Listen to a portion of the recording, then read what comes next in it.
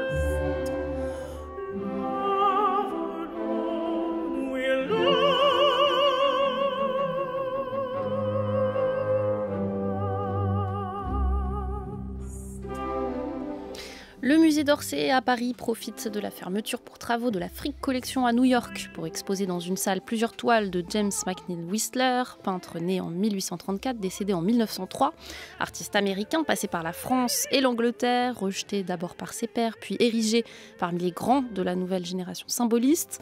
On peut donc admirer quelques grands portraits, mais aussi des eaux-fortes réalisées notamment à Venise, dans une petite salle du musée d'Orsay. Est-ce que ça vaut le coup quand même de faire le déplacement pour cette petite salle, Stéphane Coréard?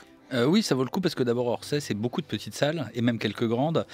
Donc par exemple, juste avant l'exposition Whistler, il y a une autre exposition de poche consacrée à Zola, photographe de sa fille notamment. Donc oui, ça vaut le coup. Ensuite, bon, il y a toujours les superlatifs habituels. Il y a des tableaux de Whistler qui sont là, qui n'ont jamais été montrés en France, d'autres pas depuis 1905. Donc je pense que peu d'auditeurs ont eu l'occasion de les voir, à Paris en tout cas. Corinne Rondeau. Alors moi, je suis un petit peu moins... je suis un petit peu moins enthousiaste parce que j'aime beaucoup Whistler. Ensuite, parce que c'est d'abord une exposition sur la Frick Collection, c'est-à-dire les œuvres. Il y avait une vingtaine d'œuvres qui avaient été acquises par ce grand industriel de l'acier, Henri Clé Frick. Donc c'est une partie de l'ensemble des œuvres, des 20 œuvres, mais pas toutes, puisque le portrait de la mère de Whistler est dans les collections, il me semble, d'Orsay. Donc je trouve qu'il y a à la fois, c'est vrai, quand on ne connaît pas Whistler, on est sur sa faim, je pense. Quand on connaît Whistler, c'est vrai que l'exposition est plutôt bien faite concernant à la fois le grand portraitiste qu'il était, le grand paysagiste qu'il était, l'homme qui commence par la gravure avec quelques eaux fortes. Donc je trouve qu'il y a des liaisons qu'on peut faire notamment avec une autre petite exposition qui avait eu lieu il y a quelques années sur la beauté morale et volupté à l'Angleterre d'Oscar Wilde. Donc c'est peut-être une exposition liée finalement à tous les collectionneurs qui ont participé à l'élaboration d'une histoire du 19e. Moi, ce que je regrette, par exemple, c'est cette idée que Whistler n'est pas un impressionniste. Il a une manière tout à fait particulière de représenter la peinture avec des effets. La lumière, c'est pas l'effet de la lumière, c'est l'effet de la pluie, du brouillard dans sa peinture. Donc ça change complètement les choses. Et on le voit un petit peu, notamment sur un tableau qui ressemble à une estampe japonaise, puisqu'il a lui-même introduit le japonisme par la collectionneur de porcelaine chinoise en Angleterre. C'est vrai qu'il y a quelque chose d'un peu arbitraire quand on connaît peu Whistler, ce qui est mon cas, c'est-à-dire que de voir à la fois des tout petits formats, des dessins, des gravures, et puis ces grands portraits qui sont vraiment des portraits de peintres, on ne sait pas exactement quel est le rapport et ce qu'on est en train de voir, Stéphane Coréard. Oui, alors c'est la mode un petit peu des expositions consacrées à des institutions. D'ailleurs, la scénographie essaye de rejouer un peu la somptuosité de la demeure que M. Frick s'est fait construire à New York, ce qui peut-être introduit Whistler comme un des derniers grands classiques. D'ailleurs, c'est comme ça qu'il est effectivement rentré dans cette collection, puisque c'est un des rares peintres contemporains que Frick collectionne. Et s'il le collectionne, c'est parce que justement, il voit en lui l'aboutissement d'une longue tradition de la peinture européenne, qui est celle qu'il privilégie, puisque pour ceux qui connaissent cette collection, qui est restée dans l'endroit où il demeurait à New York, c'est une collection magnifique avec des Goya, des Vermeer, plusieurs Vermeer, mais aussi Velázquez, etc. Donc c'est d'abord peut-être ça qu'on perçoit en rentrant dans la salle avec ces grands portraits. Effectivement, il faut décrire un petit peu la scénographie de la mise en place de l'exposition. Donc face à l'entrée, il y a ces 3 grands portraits de même taille, en pied, taille réelle, je dirais. 2 tableaux sombres de part et d'autre, un tableau plus lumineux, plus clair au centre. Je parle des couleurs parce qu'effectivement, une des spécificités de Whistler, je crois, c'est alors peut-être un petit peu des expositions dont on a d'ailleurs pu parler sur cette antenne récemment de Hammershøi ou de Knopf, c'est-à-dire quelqu'un qui est à la croisée de plein de tendances de son temps et qui en même temps reste inclassable, avec notamment une peinture très silencieuse, je dirais, des personnages très hiératiques comme ça, très dignes dans leur pose, et en même temps avec cette dimension monochrome qui lui est très particulière. Donc je décrivais ces 3 tableaux. Celui de gauche, le portrait de Miss Rosa Corder, s'appelle Arrangement en brun et noir. Celui de droite du comte de Montesquieu, Arrangement en noir et or. Et au centre, on a la symphonie en couleurs chair et rose.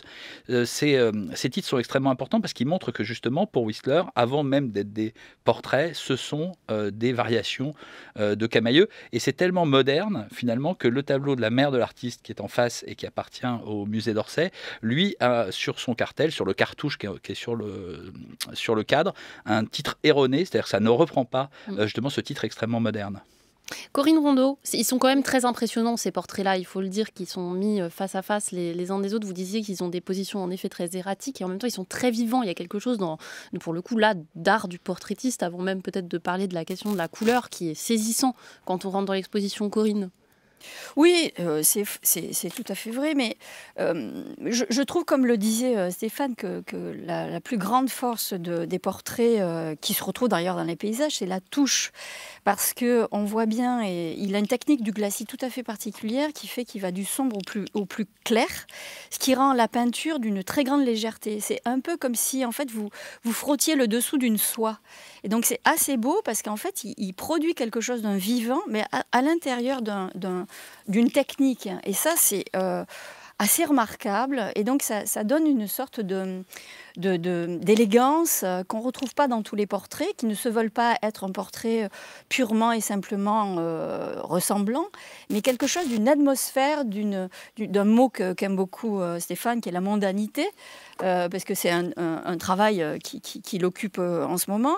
Mais c'est vrai qu'il y a quelque chose aussi de la personnalité de Whistler qui rentre dans cette manière de faire et de représenter des personnes qui sont de l'ordre d'une aristocratie britannique, notamment, et qui renvoie à tout ce côté qui spécifie son caractère, qui est l'élégance, le dandysme, une certaine manière de peindre autrement. D'ailleurs, ce qui lui vaut nombre de problèmes entre la France, puisque un des premiers tableaux en 50 au piano, c'est sa belle-sœur qui joue du piano avec sa fille. C'est un tableau comme ça qui est refusé en France. Il part en Angleterre.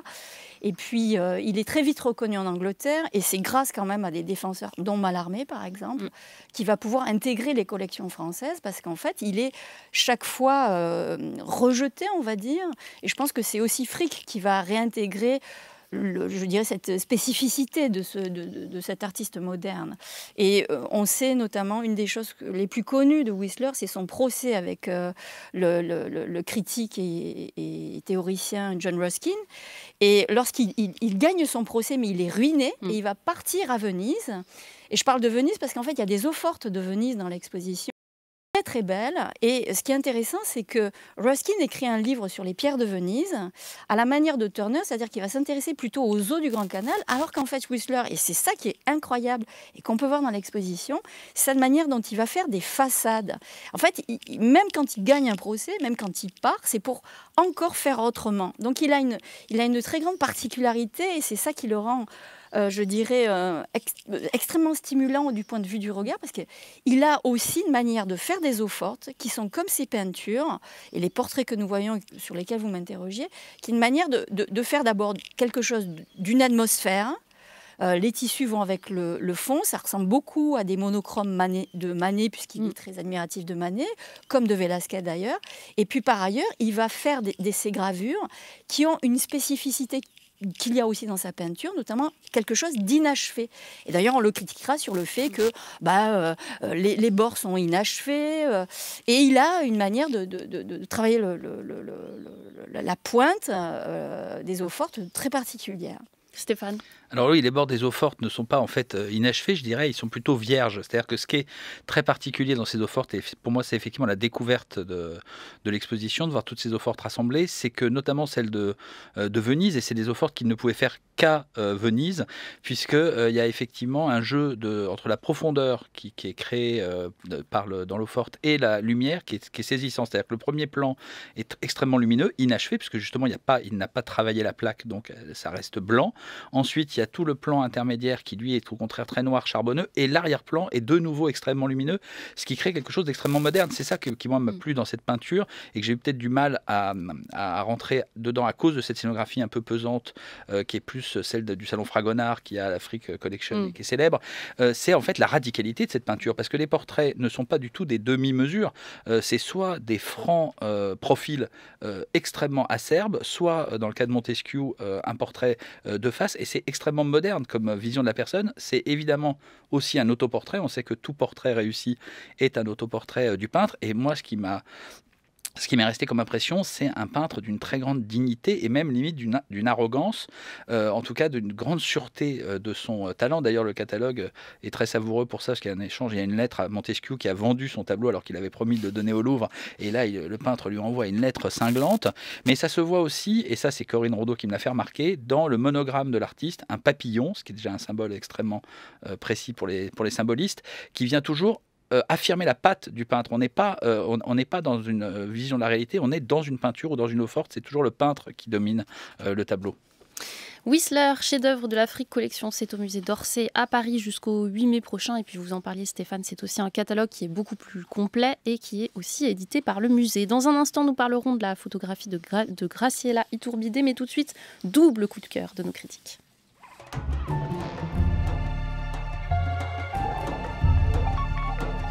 France Culture, la grande table critique, Lucille Como. Corinne, on commence avec une recommandation pour une exposition cise au château de Chambord.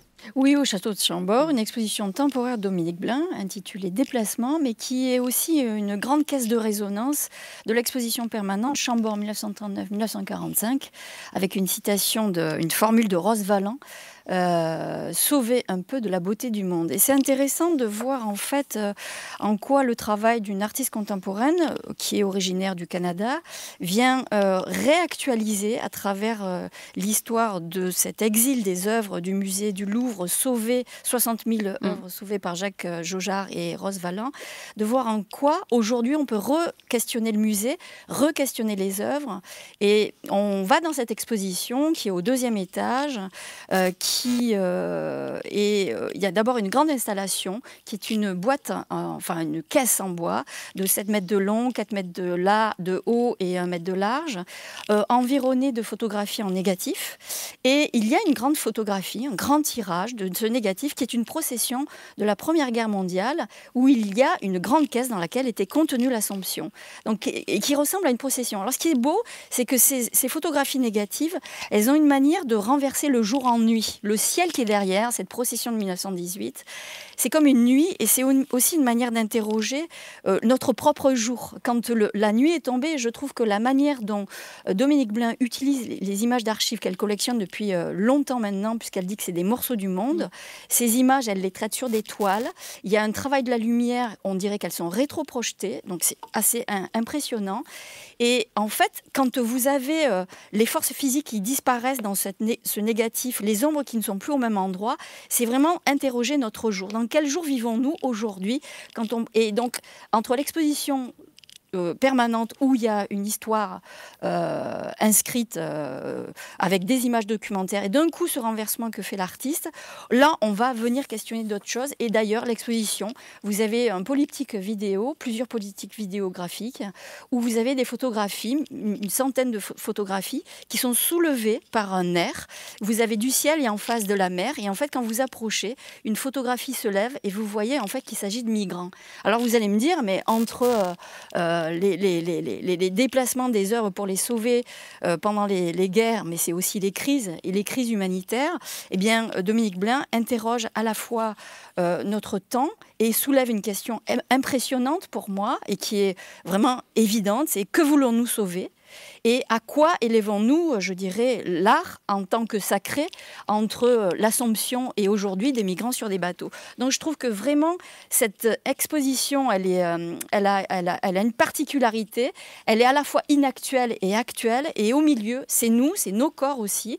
Et je me disais en sortant de cette exposition, notre question c'est quand ferons-nous Renaissance en ayant au loin l'Assomption de Titien qui était une œuvre elle-même de la Renaissance.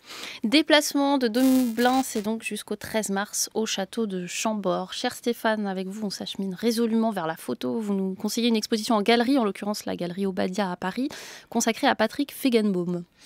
Oui, absolument. C'est la rétrospective que Paris n'a pas encore offert à ce très grand photographe, un des plus grands photographes français. L'exposition s'intitule en toute simplicité Photographie 1974-2020 et affiche en effet une volonté rétrospective. C'est ce qui est le terme exact du communiqué qui est ciselé comme tout ce que fait Patrick Feigenbaum. En effet, il y a une grande exposition de son travail au musée Albers en Allemagne qui ne vient pas à Paris mais qui vient sous une forme extrêmement concentrée, une vingtaine d'images ou d'ensemble d'images qui sont effectivement qui affichent cette volonté rétrospective à la fois artistiquement et autobiographiquement, je dirais. On va y venir. On connaissait surtout le Feigenbaum portraitiste. Il y a une série qui écrase un peu tout, c'est ses portraits de grandes familles italiennes, romaines notamment. On le découvre là notamment paysagiste, peintre de paysages, même je dirais, avec une prédilection pour des endroits de passage liés à l'eau. Il y a notamment une sublime photo des rives en camailleux de verre du Gange, prise en 2013, ou une photo plus ancienne d'ailleurs de la Brême avec une dizaine de promeneurs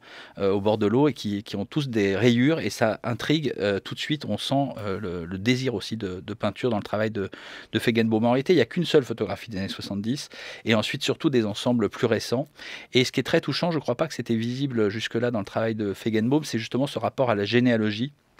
Puisque dans l'exposition, il n'y a pas d'autoportrait, mais il y a les portraits de sa mère, de sa belle-mère, et aussi un très beau portrait de son fils. Donc les ensembles majeurs, c'est dès qu'on rentre, d'abord les plus récentes photos, celle de sa mère, qui est décédé en 2015, dans un EHPAD, un sujet d'actualité. Le titre, puisque toutes les photographies de Feigenbaum sont situées, c'est Les Jardins de Montmartre. Déjà, rien que le titre fait froid dans le dos. Le portrait de sa mère, il y a un portrait de sa mère qui le regarde, qui regarde le spectateur, qui est une des plus belles représentations. C'est vrai qu'ils sont saisissants parce que même les voir en reproduction sur un ordinateur, ça fait quelque chose. Il y a un rapport de présence et d'absence dans ce portrait qui est absolument bouleversant, et ces portraits font face à des photos que Patrick Feigenbaum a prises sur plusieurs années dans l'appartement vide de sa mère. Et en fait, ce qui est très beau, c'est que ça soit donc sa belle-mère en Sardaigne, j'en ai moins parlé, ou sa mère à l'EHPAD et dans son appartement, en fait, Feigenbaum a une manière purement photographique, je dirais, d'atteindre l'universel à travers un sujet au départ extrêmement particulier. Il y a un paysage de Sardaigne qui est la vue d'une colline qui fait face à la maison de sa belle-mère, et on ne comprend pas comment cette photo est faite parce qu'elle est extrêmement nette, prise d'extrêmement loin au téléobjectif, et il y a une courbure de ce paysage et on a l'impression que c'est d'un coup la planète Terre qu'on voit et non plus simplement un bout de Sardaigne. Dans l'appartement de sa mère, c'est exactement pareil. Il s'attarde sur des endroits, des détails, une note, une photographie, un paquet de lessive, et j'ai l'impression d'être chez ma mère. Donc c'est absolument bouleversant. Ça va jusqu'à des photos de 2020-2021 sur des SDF rue de Crimée qui montrent que Feigenbaum est vraiment un des grands photographes contemporains. Et c'est donc à la galerie Obadia à Paris, c'est jusqu'au 5 mars prochain. France Culture, la grande table critique, Lucille Como. Le dernier objet au programme de cette grande table, c'est Héliotropo 37, exposition organisée par la Fondation Cartier pour l'art contemporain à Paris, consacrée à la photographe Graciela Iturbide. Née en 1942 à Mexico, où elle vit et travaille encore, Graciela Iturbide est une artiste rare en France. C'est la première fois qu'on lui consacre une grande monographie. On peut y découvrir son travail depuis les années 70. Alors, il y a de nombreux portraits d'Indiens et d'Indiennes réalisés dans des communautés du désert, comme la communauté de femmes de Juchitan ou celle de Sourds-Muets dans le sud des États-Unis.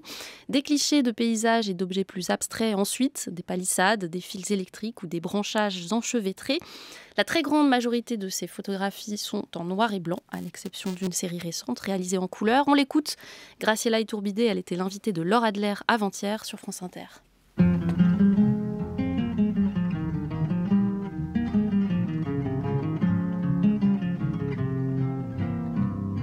yo tuve la suerte de conocer a Cartier-Bresson. J'ai eu la chance de connaître Henri Cartier-Bresson.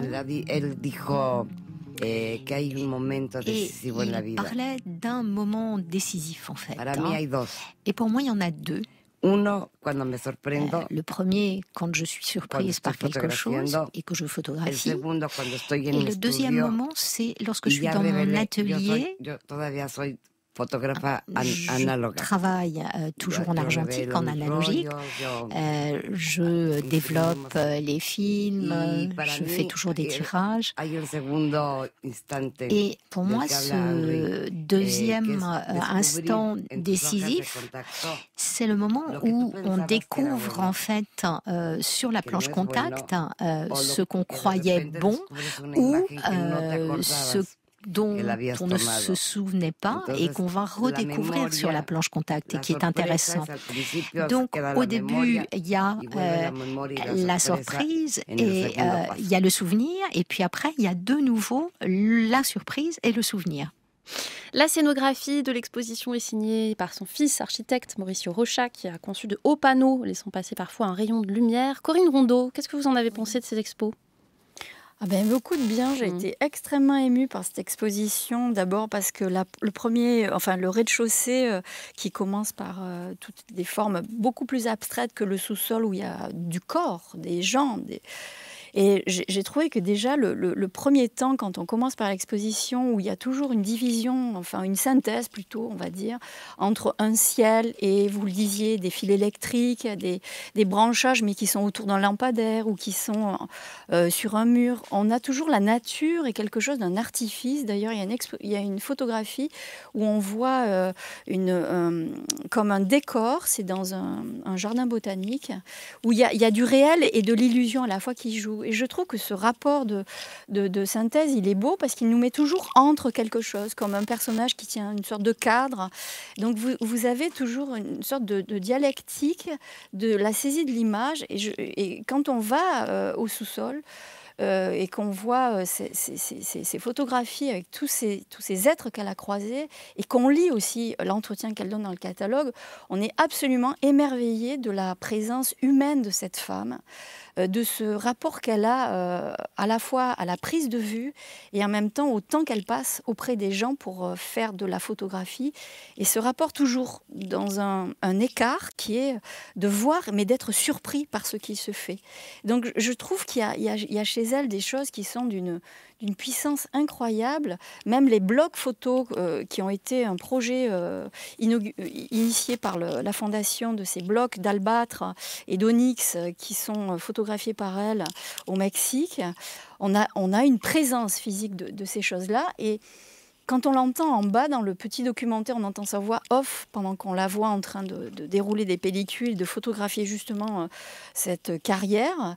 Elle parle des pierres qui sont tombées des étoiles. Et je trouve qu'elle a une manière de photographier qui est comme de dire il y a toujours quelque chose d'intemporel dans le monde et il y a toujours quelque chose d'un instant où nous vivons. Et elle arrive à faire cette synthèse avec une justesse. Sans parler évidemment de la qualité photographique qui est les contrastes des noirs et blancs sont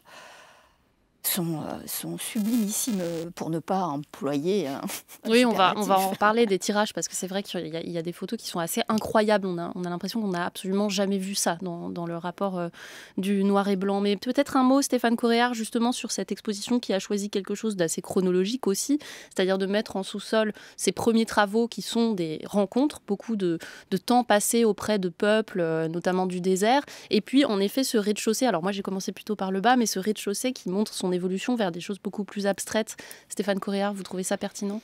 Alors, oui, l'exposition était un régal parce que justement, c'est tout ce qu'on demande d'une exposition. C'est-à-dire qu'elle est à la fois, je pense, un régal pour les gens qui ne connaissent pas cette œuvre et qui vont avoir la chance de la découvrir. Et elle est aussi un régal pour ceux qui la connaissent parce qu'elle met en relief des aspects ignorés, voire elle montre même des aspects inconnus de ce travail. Et tout ça, malgré tout, dans une dimension, je pense, humaine. On peut vraiment Oui, elle existe très fort, comme le exposition. disait Corinne. Elle existe très fort, cette Voilà. cette Moi, ce qui m'a vraiment frappé, et je pense que c'est un jeu très intelligent aussi avec l'architecture, l'architecture qu'a fait son fils avec effectivement ses percées, on a l'impression d'entrer un peu dans un mastaba avec ces espaces extrêmement hauts dans lesquels il y a rarement des choses accrochées au rez-de-chaussée de la Fondation Cartier. Ce qui m'a frappé en fait rétrospectivement, c'est que toutes les photos du rez-de-chaussée, finalement, il y a un changement de focale. Toutes les photos du rez-de-chaussée regardent vers le ciel quasiment, et toutes celles du sous-sol sont à hauteur d'homme. Et on a l'impression, et c'est un écho à sa biographie, ce qu'elle a raconté avec un drame de la perte d'un enfant et ensuite elle est passée à autre chose. Et en fait, c'est vraiment, l'exposition est scindée en deux, comme le catalogue d'ailleurs, remarquable. Scindé également en deux. Alors, ces premières photos, finalement, ce qui est intéressant, c'est que c'est l'humain sans l'humain. Il n'y a quasiment pas de présence humaine dans ce premier étage. Parfois, il y a un fragment de vêtement, un fragment de corps, mais vraiment cadré, serré, une chaussure, quelque chose qui indique une présence humaine. Mais l'essentiel, ce sont des ciels qui sont zébrés, déchirés par des oiseaux, par des câbles électriques, par toutes sortes de choses, par des branchages, par des fers à béton. En fait, vraiment, c'est comme une obsession, comme un inventaire presque, mais extrêmement saisissant. On en a parlé, il y a des photographies couleurs, ça c'est totalement nouveau. Graciela Iturbide n'avait jamais montré de photographie couleur et c'est une demande de la Fondation Cartier.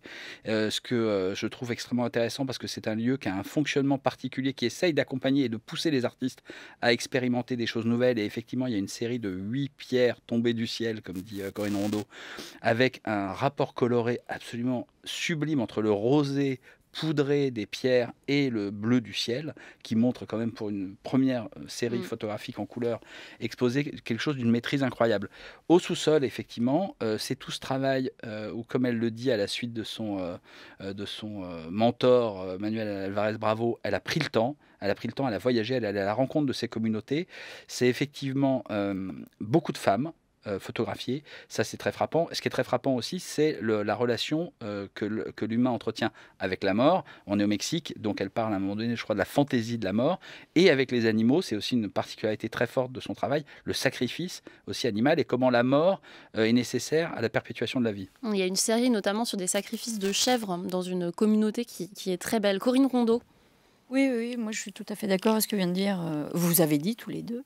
Moi je connaissais son icône, dont d'ailleurs les Mexicains en ont fait eux-mêmes une icône. C'est peint sur les murs, chacun a la photo. C'est la Dame aux iguanes, qui est dite aussi la méduse bon, je n'arriverai pas à le dire. Voilà, non, c'est le... oui, bon, bref. Et j'étais très heureuse de voir l'ensemble de ce travail. Et je redis encore le catalogue.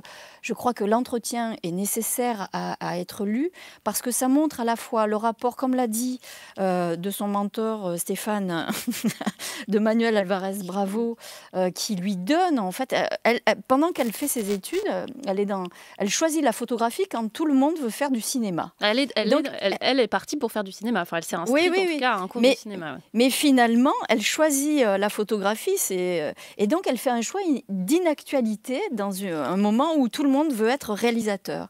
Et en fait, elle apprend tout ça. Et il y a une très belle photo dans le catalogue d'une photographie de Manuel Alvarez Bravo qu'elle est en train de photographier. Il est comme en prière devant cet appareil, qui prenait le temps de photographier.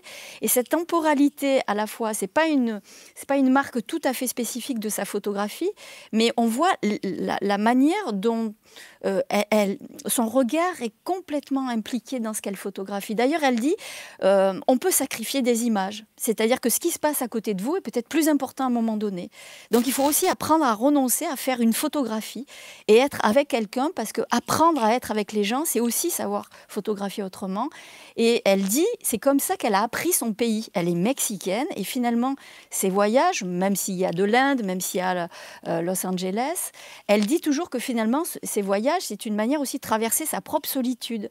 Et que chaque fois qu'on fait une photographie, c'est aussi une photographie qui renvoie à quelque chose de sa propre intériorité. Et ça, je trouve que dire que le photographe, il doit être toujours en alerte et en même temps que ce qui capte le renvoie toujours à lui et que cadrer, c'est toujours interpréter, on voit qu'il n'y a pas de dimension, je dirais, romantique de « je vais photographier des indigènes ». Et la présence d'ailleurs des individus dans les cadrages sont absolument à cet endroit. On voit que ces gens vivent avec des animaux. Elle ne photographie pas des gens avec des animaux, on voit qu'ils vivent avec des animaux. Ces femmes du Juchitane qui dansent, qui sont fortes, qui sont puissantes, qui sont d'une vie... On voit la vie et tout ça passe dans cette plasticité et qui renvoie aussi à toute la symbolique qui les tient les uns aux autres, la mort, vous l'avez dit, les animaux aussi. Et je trouve que cette exposition, du rez-de-chaussée en haut, il y a une dialectique du mouvement qui n'est pas de corps ici, n'enlève rien à ce regard qui est la rencontre, dit-elle toujours, de la surprise, c'est-à-dire un vol d'oiseau, avec un homme qui est en train de le regarder, qui était lui-même un rêve qu'elle avait fait avant de faire cette photographie. Oui, mais c'est étonnant parce que l'exposition telle qu'elle se présente, avec ses grands pans, il y a quelque chose de très ritualisé même, qui est cohérent avec son œuvre, mais qui pourrait être un peu plombant, qui pourrait écraser le spectateur. Et pour autant, c'est ce que vous disiez, Corinne, ça vit beaucoup à l'intérieur de ces pans qui ont l'air inamovibles. Et c'est peut-être la reproduction dans la scénographie d'un paradoxe vraiment de sa photographie, Stéphane Correa. Oui, absolument. Et c'est pour ça que je pense que c'est une très bonne idée d'avoir intitulé l'exposition d'après le nom de son atelier, qui est une adresse. Voilà, qui est l'adresse. En plus, héliotropo, le soleil, et ce qui est quand même vraiment un hasard extraordinaire. En bas, il y a effectivement la vidéo et des photographies de son atelier. Il y a les étagères où elle range ses négatifs. Et là, on voit des noms de lieux, de gens sur les boîtes. Et elle le dit dans le catalogue, il n'y a que 5% de son travail qui a été montré ou exploité. Et on rêve de découvrir les 95 autres pourcents. C'est aussi effectivement une exposition de famille. Et là, je voudrais quand même rendre hommage à ce lieu, la Fondation Cartier, qui est un des rares lieux, à mon avis, à Paris, des rares institutions arrivées à embarquer sa programmation dans un récit. C'est-à-dire que, un peu comme j'avais cette impression à la Maison Rouge, il y a des échos des expositions antérieures, des expositions sur les arbres, des expositions sur l'Amérique latine, etc. Et on a l'impression que c'est vraiment un lieu qui s'enrichit. C'est quand même le seul lieu qui peut passer d'une exposition de Damien Hirst, une superstar du marché international, à une exposition de Graciela Iturbide sur deux niveaux, de commander la scénographie à son propre fils. Le commissariat Alexis Fabry, qui est un des plus vieux compagnons de route de Graciela Iturbide, mais qui est aussi son marchand. C'est quand même un des seuls lieux où des marchands passionnés, comme aussi André Magnien l'avait fait avec Beauté Congo, sont invités à faire des commissariats. Je trouve ça à la fois très gonflé et extrêmement justifié quand on voit la qualité de ce qui est produit. Un dernier mot, Corinne Rondeau ? Non, vous avez tout dit. On a tout dit. Mais c'est vrai que ce qu'on n'a pas dit, parce que vous l'avez glissé, mais c'est qu'il y a en effet cet espace qui est au rez-de-chaussée, qui est très solaire, pour le coup, au milieu de la photographie en noir et blanc, qui reconstitue presque, parce qu'il y a de ça, cet atelier qui a été fabriqué aussi par son fils, enfin dessiné par son fils, et qui est en tuilage ocre, dans lequel elle a l'air de travailler dans une espèce d'atmosphère de maison très chaleureuse, paradoxalement. Et cet espace-là, il est très nécessaire, je trouve, pour comprendre l'exposition, Stéphane. Absolument, et c'était la commande et en plus il a été construit il y a peu de temps, donc elle avait déjà 75 ans je pense quand elle lui a demandé de construire son atelier, et une de ses seules demandes c'était que ce soit en briques, en souvenir des petites usines de construction de briques qu'il y avait dans cette rue. Et en fait tout son travail est là-dedans, c'est un travail qu'on sent extrêmement instinctif. Elle-même d'ailleurs, j'ai trouvé ça génial dans l'entretien, dit qu'elle ne connaît rien à la technique. C'est extrêmement instinctif, mais d'une intelligence remarquable et bouleversante. Il faut aller voir donc Graciela Iturbide, Héliotropo 37. C'est à la Fondation Cartier pour l'art contemporain. C'est jusqu'au 29 mai prochain à Paris et c'est aussi un catalogue édité par la Fondation.